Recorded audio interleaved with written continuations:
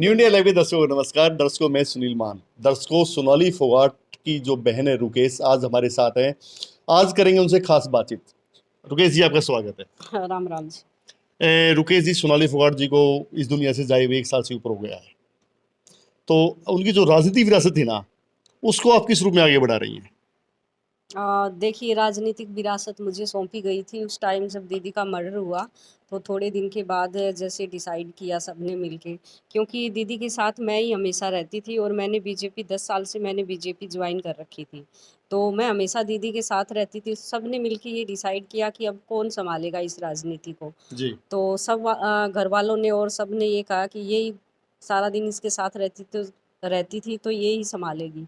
तो उस टाइम ठीक है, ये फैसला ले लिया गया। लेकिन बीजेपी ने जैसे भी दीदी बीजेपी में थी तो बीजेपी ने हमारे बारे में कुछ नहीं सोचा। तो विरासत तो जब काम आती ना, जब बीजेपी मुझे कोई जिम्मेदारी देती, उस जिम्मेदारी को लेके मैं जैसे भी समाज में लोगों के बीच में जाती, उनके काम करवाती, तो वो विरासत होती। मुझे कुछ नहीं मिला बीजेपी से, तो मैं अब नहीं, आपने इसमें बीजेपी के जो उस नेता है, आपने उनसे बातचीत की है जाके? अ, बातचीत की थी तभी तो बता रही हूँ ना। जी।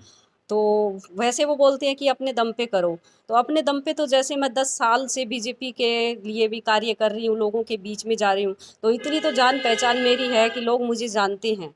और अब मैं जैसे सोशल वर्कर के रूप में कार्य कर रही हूँ, लोगों से मिल रही हूँ, उनसे बातचीत कर रही हूँ, लोगों के बीच में अब मैंने जाना शुरू कर दिया है। आप काफी कार्यक्रमों में देखे जा रहे हो, पिछले दिनों लुवारू, उससे पहले भी काफी कार्यक्रमों में, जींद किसान आंदोलन में भी आप काफी रही हो।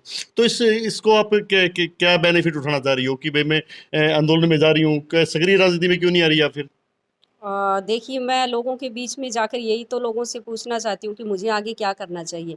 मुझे राजनीति में आना चाहिए या नहीं आना चाहिए? जी। तो बस यही बातें मैं जाके उनसे पूछ रही हूँ। जैसे लोग कहेंगे, जो हमारे शुभचिंतक हैं, जो दीदी से जो जुड़े हुए हैं, जैसे काफ़ी लोग जैसे दीदी से जुड़े हुए थे, वो लोग भी हमारे साथ हैं, और जो काफ़ी नए लोग भी हमारे साथ हैं।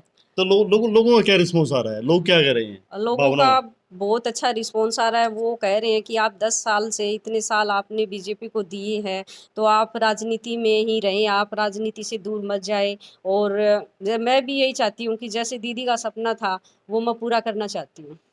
आप इस पे फेसबुक पे, आप रील्स वगैरह में, आप काफी इंस्टाग्राम पे, आपकी जो सोनाली जी जो जैसा करती थी ना, रील बनाती थी, काफी फेमस थी। आप भी उसी तरह फेमस होने की उनकी राह पे चल रहे हो क्या?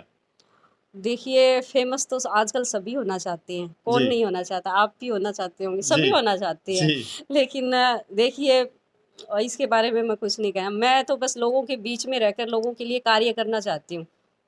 नहीं, वो तो टिकटॉक स्टार बोला जाता था, आजकल टिकटॉक तो बंद है। आजकल रील्स पे काफी आ रहे हैं, तो आप भी बना रही हैं वो?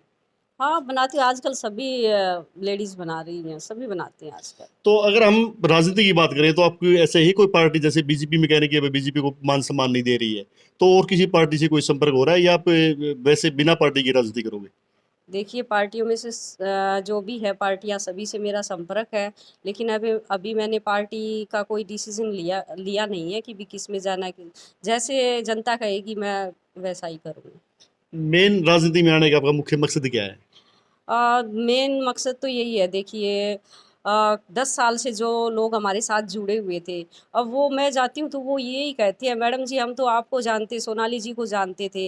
अब हमें पार्टी से कोई मतलब नहीं है कि वो बीजेपी में थी या और किसी पार्टी का, हमें कोई, हम आपके साथ जुड़े, आप हमारे लिए आगे आए, राजनीति में आए। और तभी मैं सोच रही हूँ कि वो देखो, लोगों की इतनी उम्मीदें थी, तो उनके लिए अब कौन खड़ा होगा, इसलिए मैं राजनीति में आना चाहती जी, जैसे जो है वो आदमपुर हल्का से, सोनाली जी आदमपुर हल्के से राजनीति करती थी। आदमपुर हल्के से आजकल भव्या बिश्नोई है, कुलदीप बिश्नोई जी हैं, तो उनको ये हल्का तो उनका पक्का अपना हल्का है।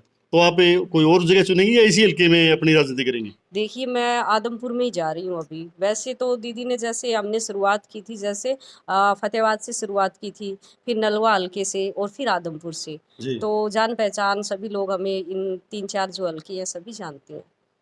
तो राजनीति के पीछे आपका मकसद क्या है? राजनीति के पीछे मकसद? पीछे मकसद तो यही है। मैं सबसे पहले तो मैंने यही सोच रखा है, जो भी दीदी को राजनीति के लिए ही तो मारा गया। अगर दीदी होती तो अब इलेक्शन में जीतती दीदी। तो मैं यही चाहती हूँ कि मैं दीदी का सपना पूरा करना चाहती हूँ। अब एक ये भी अफवाह थी आदमपुर चुनाव में कि हम आम आदमी पार्टी में जाने वाले हो। नहीं, अभी कुछ नहीं है ऐसा, कुछ नहीं है ऐसा। कुछ नहीं है। तो लोगों की भावनाएं क्या है कि आप कौन सी पार्टी में जाओ, ऐसी कोई भावना व्यक्त करते हैं? लोगों की तो भावना यही है, लोगों को काम चाहिए। जी। जो भी पार्टी लोगों के लिए, किसानों के लिए, समाज के लिए जो अच्छे कार्य कर रही है, लोग यही कह रही हैं कि अभी तक जैसे भी बता नहीं रहे कुछ, जी। जैसे बताएंगे मैं उसी पार्टी में जाऊँ। तो कोई भविष्य में आप ऐसा कोई फैसला लोगे जल्दी कि मैं किसी पार्टी में जाना, क्योंकि विधानसभा चुनाव में तो 1 साल के हिस्से में रह गया है। देखो, फैसला तो मुझे लेना ही पड़ेगा, फैसला तो मैं लूँगी। तो उसके लिए क्या प्लानिंग चल रही है? प्लानिंग तो यही है जी, लोगों से मिल रही हैं, जा रही हूँ मैं लोगों के बीच में, और फ़ोन से भी संपर्क हो रहा है, घर भी लोग आ रहे हैं और मैं भी जा रही हूँ।